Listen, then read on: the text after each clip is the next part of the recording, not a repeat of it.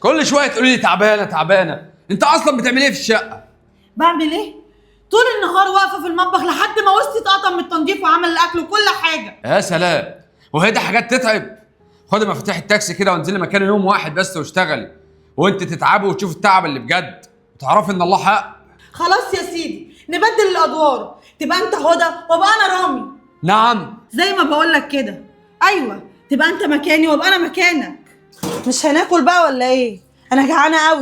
بديك شايفانا اهو، بغسل المواعين وبخلص اللي ورايا الاول. والله وما حضرتش من بدري ليه بقى؟ ان شاء الله انت عارف ان انا راجعه من الشغل تعبانه وجعانه.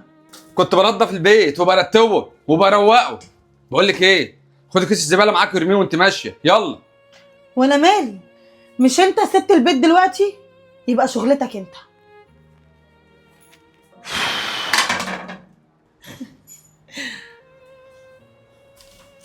انت رايح فين؟ هرمي الزباله.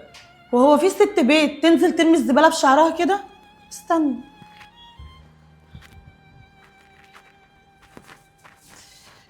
خد يا بابا، يلا كده بقى غطي شعرك. امرك يا سيدي. امرك. ها ماشي، انا خارج. وبسرعه بقى عشان انا جعانه. ماشي.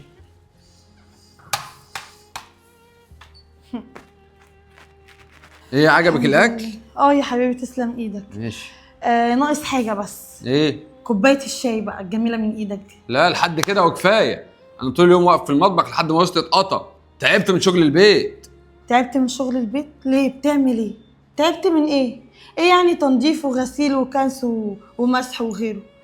قوم يا راجل قوم، دي كوبايه شاي ما فيهاش حاجه يعني. ولا اقول لك مش عايزه، هنزل اشربها على القهوه احسن. تنزلي وتسيبيني لوحدي؟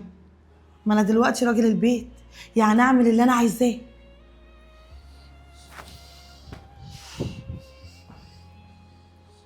ماشي يا هدى، كل ده تأخير بره ماشي لما ترجعي لي.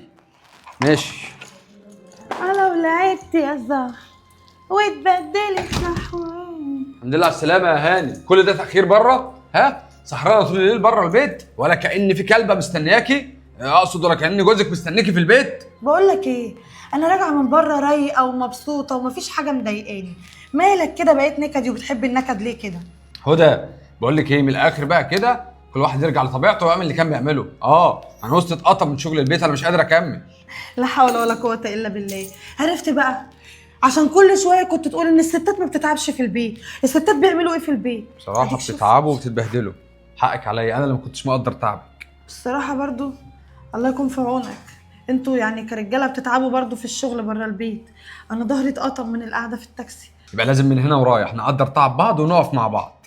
ويلا بقى ننام بقى، انت عندك شغل بكره بدري. ماشي، بس عايز لما ارجع من الشغل الاقي اكله حلوه كده، مش زي اللي كنت عاكه وعامله النهارده انا. لا ما تخافش، هعمل لك اكله حلوه. لازم كل راجل يقدر تعب مراته عشانه، وكل ست تقدر تعب جوزها. الحياه تكافل وحب، مش خناق وسباق.